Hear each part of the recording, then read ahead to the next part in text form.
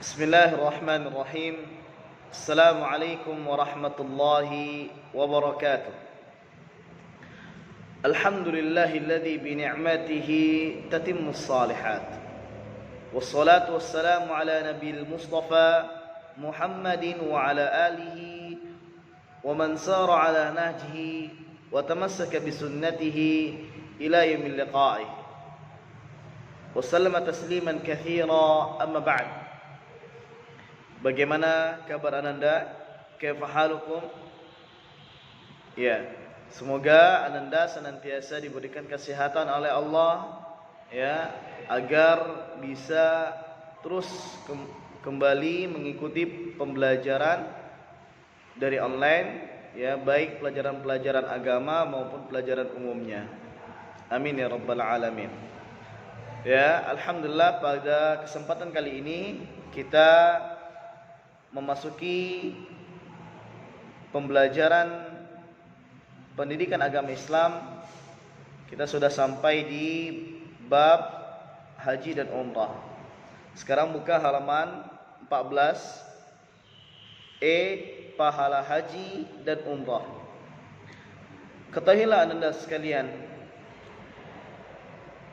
orang yang menunaikan ibadah haji maupun ibadah umrah dengan niat yang ikhlas karena Allah Subhanahu wa taala, dengan harta yang halal yang ia cari, yang ia tabung untuk melaksanakan ibadah haji atau umrah, insyaallah maka Allah Subhanahu wa taala akan menghapuskan dosa-dosanya.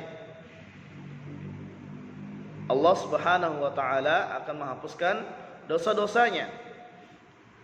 Dengan begitu ia meraih pahala ibadah haji yang mabrur dan mendapatkan balasan surga, sebagaimana Rasulullah sallallahu alaihi wasallam bersabda, perhatikan bukunya, wal umratu ilal umrati kaffaratun lima bainahuma wal hajjul mabrur laisa lahu jazaa'un illal jannah. Subhanallah. Ya. Apa kata Rasulullah sallallahu alaihi wasallam dalam hadisnya? Umrah yang satu ke umrah berikutnya menjadi penggugur dosa di antara keduanya. Dan untuk haji yang mabrur tiada balasan yang layak baginya melainkan surga. Subhanallah.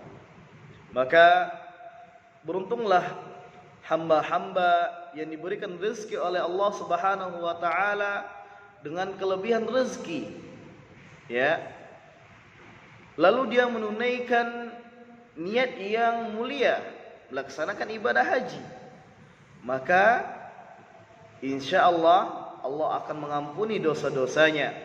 Bukan hanya itu saja, melainkan Allah akan memberikan surga kepadanya, sebagaimana yang telah dikatakan dalam hadis Rasulullah sallallahu alaihi wasallam. Perhatikan kembali bukunya. Hadis ini diriwayatkan oleh Sahih Bukhari dan Muslim. Ya. Baik, sekarang pindah ke halaman 15. Miqat. Apa itu miqat? Perhatikan di sini.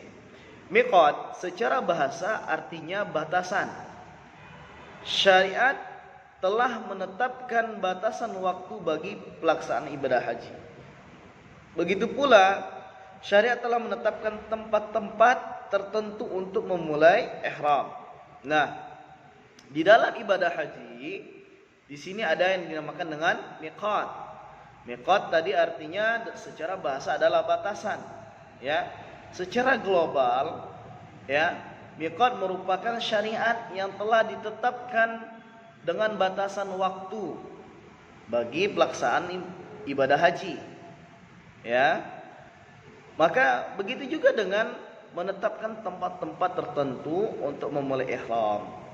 Jadi secara umum miqat itu merupakan batasan waktu, ya, dan menetapkan tempat-tempat yang tertentu untuk memulai ihram, ya.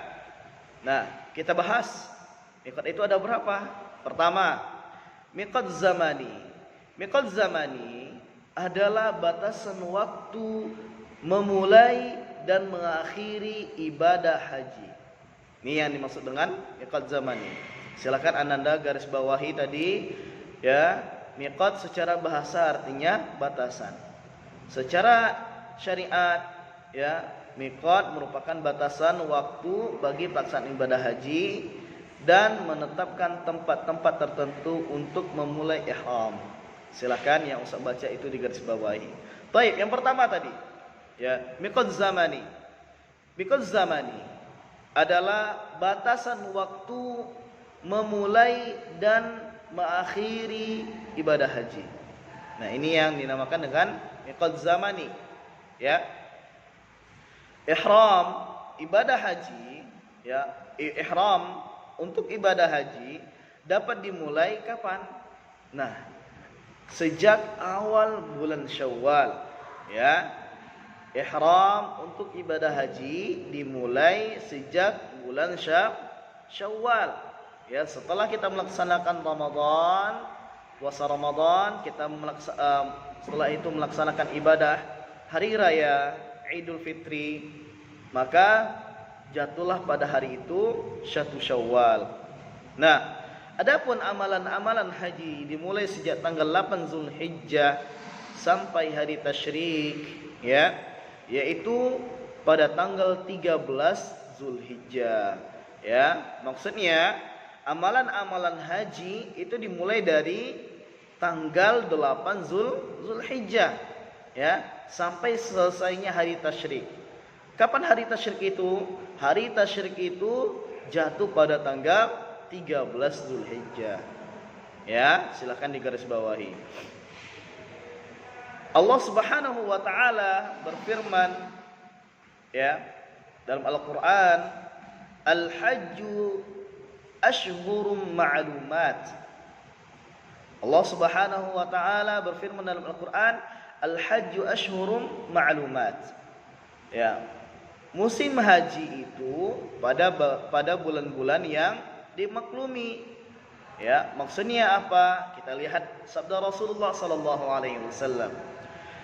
Rasulullah sallallahu alaihi wasallam bersabda, Ashhurul haji Syawal wa Dzulqa'dah wa ashhuru min Dzulhijjah wa ashru min Dzulhijjah.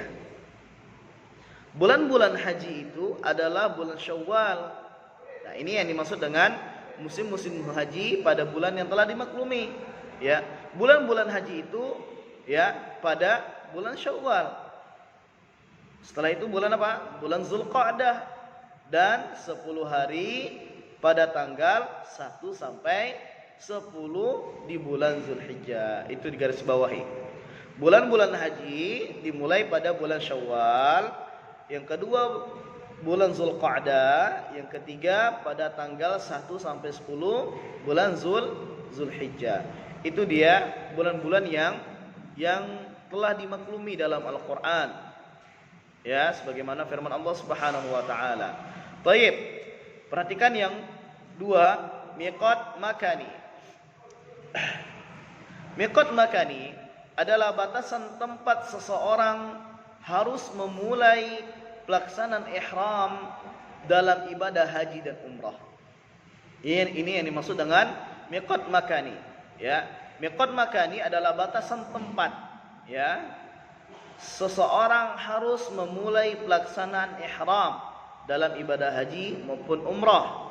Ya, tadi miqat zamani artinya batasan waktu. Ya, ulang. Miqat zamani artinya batasan waktu. Sedangkan miqat makani adalah batasan tempat yang harus seseorang tersebut memulainya pelaksanaan ibadah haji yang dinamakan dengan ihram, ya, ataupun untuk umrah juga, ya. Nah, miqat ini berbeda-beda tergantung dari daerah atau arah mana seseorang datang, ya. Ini yang dinamakan miqat zamani. Miqat makani. Jadi miqat makani ini adalah batasan tempat. Nah, perhatikan di bukunya, garis bawahi miqat makani ya. Di antaranya ialah pertama Yalamlam. Nama tempatnya adalah Yalamlam. Nah, Yalamlam ini bagi jemaah dari Yaman dan Indonesia. Nah, apabila seseorang sudah sampai ya di kota suci, maka ia mampir ke miqat Yalamlam. Dia harus memulai ibadah haji atau umrohnya dari miqat Yalamlam ya, bagi jemaah haji dari Yaman dan Indonesia. Yang kedua Bir Ali ya, bagi jemaah dari Madinah. Juffah bagi jemaah dari Syria dan Mesir. Zatu Irqin bagi jemaah dari Irak. Dan Qarnul Manazil jemaah dari Najd. Nah, ini dia miqat yang telah dijelaskan pada buku ini. Baik. Bagi jemaah, perhatikan Ananda, dengarkan.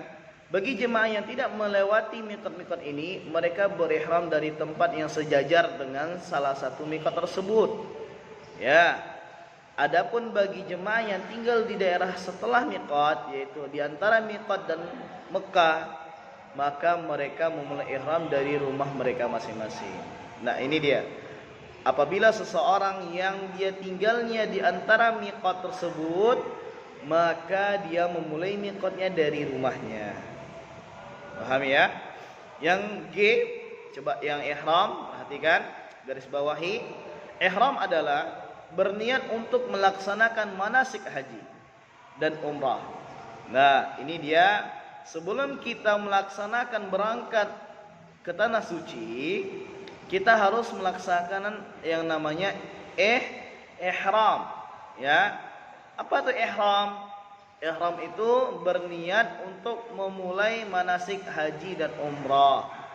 Khusus untuk ibadah haji, ia dapat dilakukan dengan cara ada 3. Pertama, ifrad, tamattu' dan qiran. Tahukah Ananda sekalian apa perbedaan dari ketiganya? Pertama, haji ifrad. Haji ifrad mengerjakan ibadah haji secara khusus. Ya, mengerjakan ibadah haji secara khusus. Orang yang akan mengerjakannya ya, maksudnya berihram, dia tentu berniat. Dia harus berniat. Tatkala dia ingin berihram, dia harus niat ya untuk melaksanakan ibadah haji tanpa disertai dengan umrah. Ya, maksudnya adalah haji ifrad adalah mengerjakan ibadah haji secara khusus. Ya, dia tidak bersamaan dilakukan dengan ibadah umrah. Ini namanya dengan haji ifrad. Maka dia memasang niatnya berihram untuk ibadah haji saja. Ini yang dimaksud dengan haji ifrad. Ya. Yang kedua haji tamattu', mengerjakan umrah terlebih dahulu pada musim haji. Dia melaksanakan umrah, ya, lalu dia melaksanakan ibadah haji. Keduanya dikerjakan secara terpisah, tidak boleh bersamaan. Misalnya dia mau pergi umrah, mau melaksanakan ibadah umrah, jangan dia melakukan niat atau berniat untuk melaksanakan ibadah haji juga. Itu tidak boleh. Nah, maka orang yang mengerjakan haji tamattu' berihram sebanyak 2 kali. Ingat, coba garis bawahi, orang yang mengerjakan haji tamattu' ya, ia harus berihram sebanyak 2 kali. Nah, untuk umrah dan haji, ya, untuk umrah dan haji. Selain itu, ia wajib membayar hadyu, ya, atau yang dinamakan dengan sesembelihan. Ya, setelah itu, ya, dia membayar hadyu, sesembelihan. Haji tamattu' ini banyak dikerjakan oleh jamaah dari Indonesia. Ya, ini yang dinamakan dengan haji tamattu'. Intinya adalah haji tamattu' adalah ibadah mengerjakan umrah terlebih dahulu baru ibadah haji. Ini yang dimaksud dengan haji tamattu'. Yang ketiga, haji qiran, mengerjakan haji dan umrah sekaligus.